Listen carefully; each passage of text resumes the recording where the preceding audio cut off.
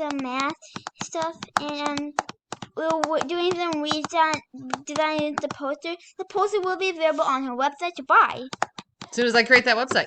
Thank you, Jack.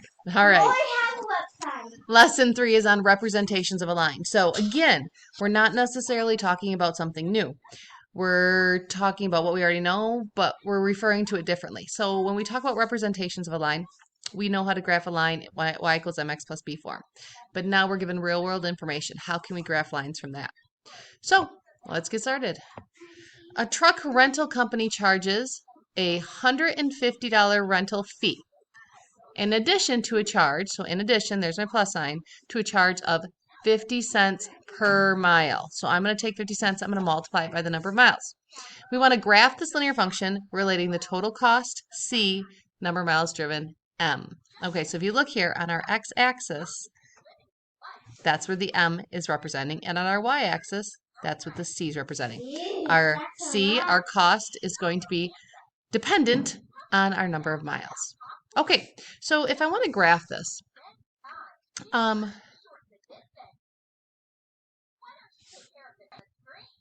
so we know we're going to pay the $150 rental fee. So this $150, even if I drive 0 miles, that is our initial value. Okay, if I can spell it correctly. Okay, and then we're driving 50 cents per mile. That's the number we're multiplying by. That's our rate.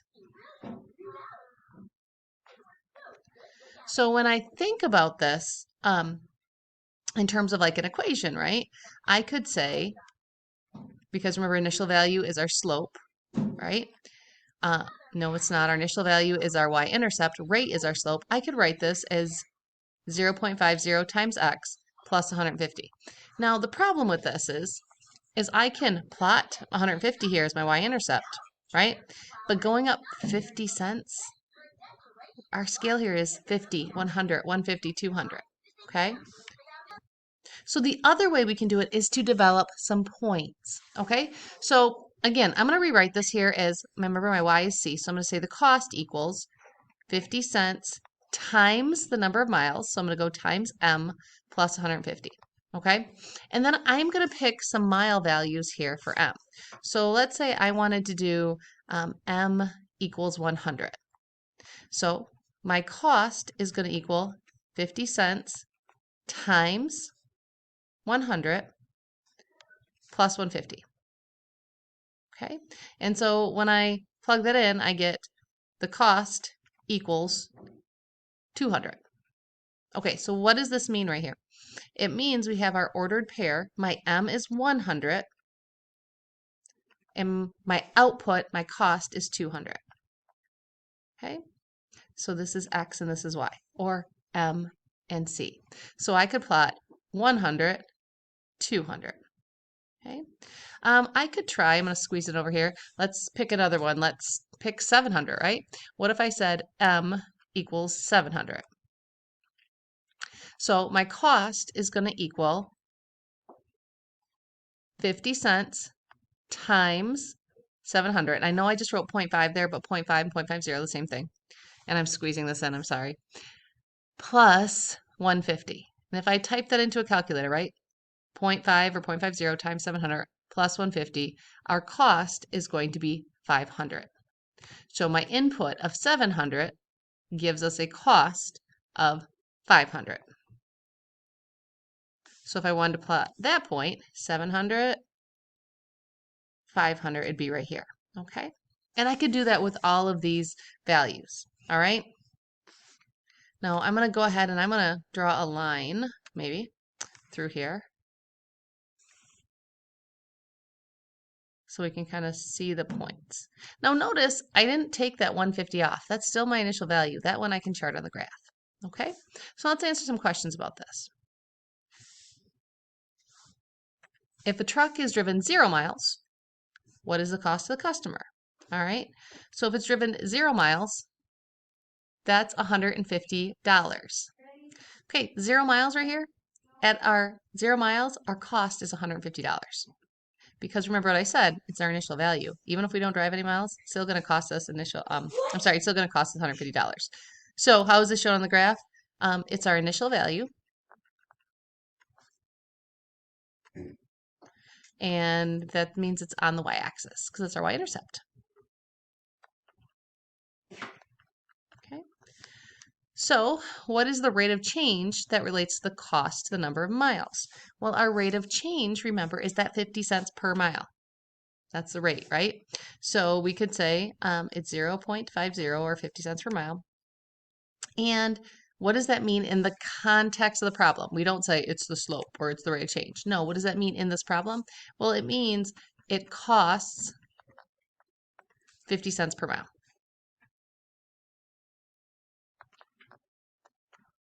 Now, the good news is that write an equation, well, we already did it. Okay, we're used to writing that equation, so hopefully this part is a little bit easier. Remember, we wrote it as our slope, our rate of change is 50 cents per mile times x, plus our initial value, our y-intercept, which is 150.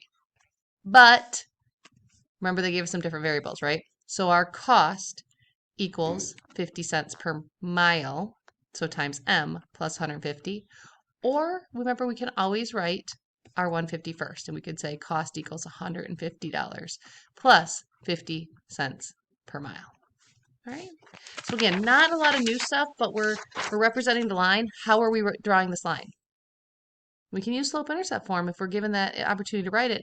Or if we can't because the scale doesn't work, we can come up with some points. Let's look at one more example. Jenna bought a used car for $18,000.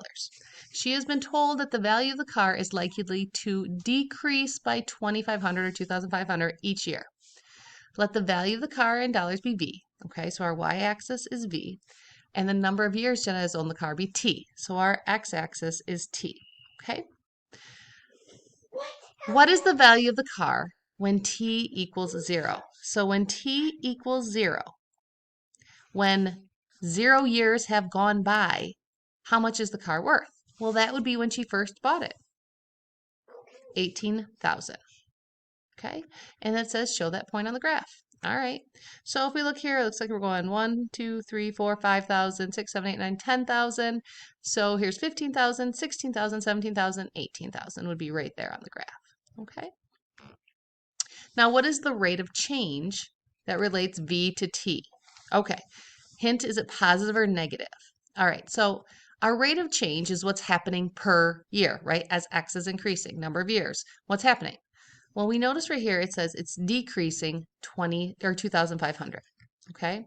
So what's relating our value to the number of years? Well, as the number of years go by, our car is decreasing in value $2,500. Okay. So that negative right here, remember, means decreasing. All right. So we want to find the value of the car when t equals 1. All right. So if it was, so 1 year, right? Maybe I'll write that. 1 year. So if t is the number of years after 1 year, we're going to take 18,000 minus 2,500 because it's depreciating that much after 1 year. Okay? So that's 15,500. Well, after 2 years,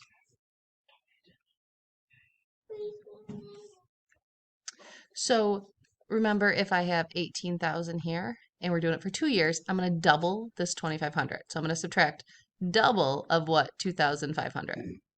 Okay, which ends up being 18,000 minus 5,000, which equals 13,000. All right, so the same thing here. After 7 years, what's the value of the car? Well, it's 18,000 minus 7 times that 2,500 because it's gone down 7 times, right? And that ends up being 500. Ooh, not good, right? Or maybe it is. It's been a good car. So it says plot the points for the values you found in exercise 3, this one right here. And draw a line using a straight edge that passes through those points. And you might be thinking, what are the points that we're talking about? Well, remember, what we have here is an input value. Remember, t is our input here. If I input 1 year, I get an exput or or I'm sorry, we get an output. I knew that didn't sound right. We input 1, we get an output of 15,500. I'm actually going to take this comma out. All right. After 1 year, this is what our car is worth. After 2 years, our car is worth 13,000. And after 7 years, if we input a 7, we get an output of 500. Okay, so now let's plot those points on the graph. 1, 15,000. So here's 1. 15,000 would be right here. After 2 years, it's 13,000. So here's 10, 11, 12, 13. And after 7 years, it's 500. So here's 7, and here's 1,000. So remember, we're going up by 1,000, so halfway between there. So now I can take my line, and what you see is that this is decreasing. Okay, and I know my line's off a little bit. I apologize. Okay, probably because I'm supposed to put this one at 15,500. Oops. Sorry, guys. I'm sure you caught that right away, right? 15,500. So it should be a little above. There we go. That works. Okay, but again, I can catch my mistake because I know that should be a straight line. So anyway, that is how we do it, especially if it helps when you write the correct numbers. Now write the linear function that models this relationship. Well, we have y equals our 18,000 minus our depreciation amount of 2,500 times our number of years. So in this case, it's our x value. But remember, it gave us new values, the variables, v and t. So our value equals 18,000 minus 2,500 times t. Okay. Or if you wanted to, you could write this as a plus sign, right? And you could change the order then, 18,000 plus a negative 2,500 times t. Okay. So again, nothing new, all right? It's just how we're talking about these things, and we're dealing with it in terms of our initial value and our rate of change.